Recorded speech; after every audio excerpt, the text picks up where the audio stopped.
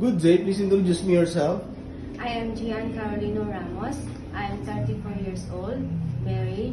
I have two daughters, aged 12 years old and 9 years old. Living in Andaben, Benito Sullivan, Isabela. I am high school graduate. Okay, do you have experience abroad? Yes, sir. I working in Singapore for almost 8 years as a domestic helper. I work in one couple with two children, aged 9 years old and 8 years old. I do the household chores like cleaning the house, ironing, washing the clothes, washing the car, cooking, and my main duty is to take care of the children. Okay, in your previous employer, how would you take care of the children, especially when sick? I always check the temperature and I always ask for my employer to what medicine to take, and I always call them. How would you describe yourself?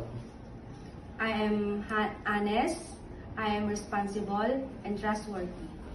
Do you have any tattoo? Yes, sir, I have. Okay, where? Sir, and Okay. So, do you have a surgery or serious sickness before? no, sir. Do you have allergy to certain foods? No, sir. Do you smoke and drink alcohol? No, sir. Why do you want to work abroad?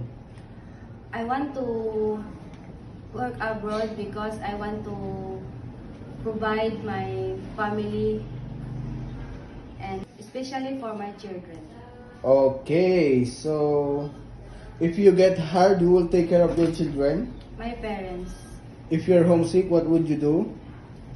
I keep busy myself, and if I have a time, and then I call my family.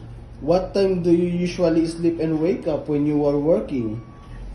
I sleep 9:30 p.m. and I wake up 5:30 a.m. Are you the one who does the cooking and do market at home? Yes, sir. Sometimes kids are super active when they tend to be out of control. How would you control your temper? I always calm and more patient. Okay, do you accept no off days but to be paid instead by employer?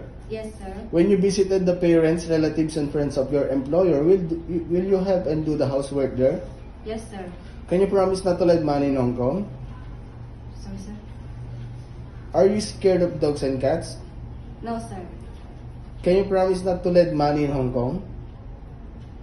I'm sorry. Yes, sir. Okay. Are you willing to share room with kids? Yes, sir. Do you promise not to use cell phone during working hours? Yes, sir. Do you promise to finish your contract? Yes, sir. Can you cook Chinese food? Yes, sir. Okay, can you sing a nursery song?